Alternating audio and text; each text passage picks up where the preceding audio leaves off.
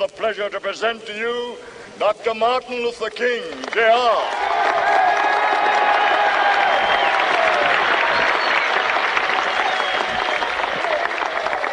I am happy to join with you today in what will go down in history as the greatest demonstration for freedom in the history of our nation.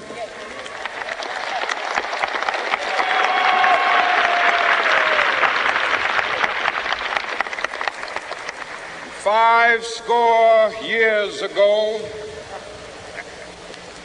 a great American in whose symbolic shadow we stand today signed the Emancipation Proclamation. This momentous decree came as a great beacon light of hope to millions of Negro slaves who had been seared in the flames of withering injustice. It came as a joyous daybreak to end the long night of their captivity. But 100 years later, the Negro still is not free. 100 years later, the life of the Negro is still sadly crippled by the manacles of segregation and the chains of discrimination. 100 years later, the Negro lives on a lonely island of poverty. I have a dream that one day this nation will rise up and live out the true meaning of its creed. We hold these truths to be self-evident, that all men are created equal.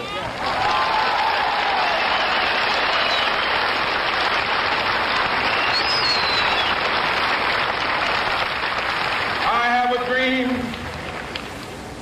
that one day on the red hills of Georgia, the sons of former slaves and the sons of former slave owners will they be able to sit down together at the table of brotherhood. I have a dream that one day, even the state of Mississippi, a state sweltering with the heat of injustice, sweltering with the heat of oppression, will be transformed into an oasis of freedom and justice. I have a dream.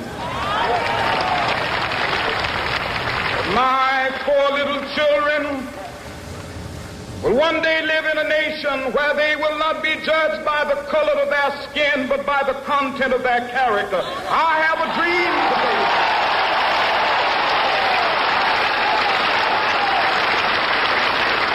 I have a dream that one day, down in Alabama, with its vicious racists, with its governor having his lips dripping with the words of interposition and nullification. One day right there in Alabama, little black boys and black girls will be able to join hands with little white boys and white girls as sisters and brothers. I have a dream today.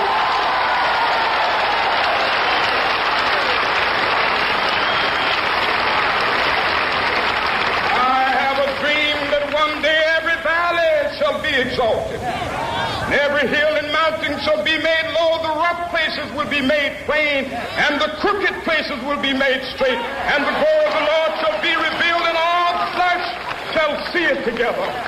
This is our hope. This is the faith that I go back to the South with. With this faith, we will be able to hew out of the mountain of despair a stone of hope. With this faith, we will be able to transform the jangling discords of our nation into a beautiful symphony of brotherhood.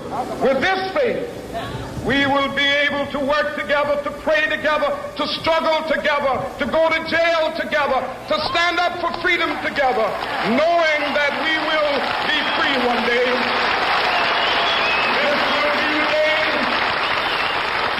This will be the day when all of God to sing with new meaning, my country, tears of thee. Sweet land of liberty, of thee I sing. Land where my fathers died, land of the pilgrim's pride. From every mountainside, let freedom ring. And if America is to be a great nation, this must become true. And so let freedom ring. From the prodigious hilltops of New Hampshire, let freedom ring.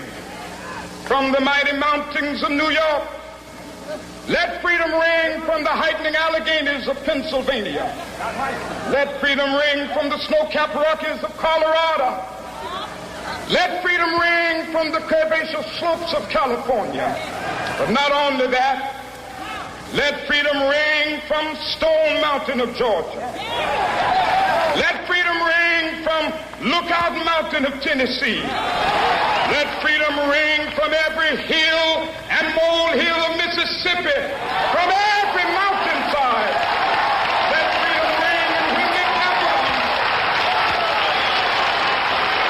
when we allow freedom ring, when we let it ring from every village and every hamlet, from every state and every city, we will be able to speed up that day when all of God's children, black men and white men, Jews and Gentiles, Protestants and Catholics, will be able to join hands and sing in the words of the old Negro spiritual, free at last, thank God.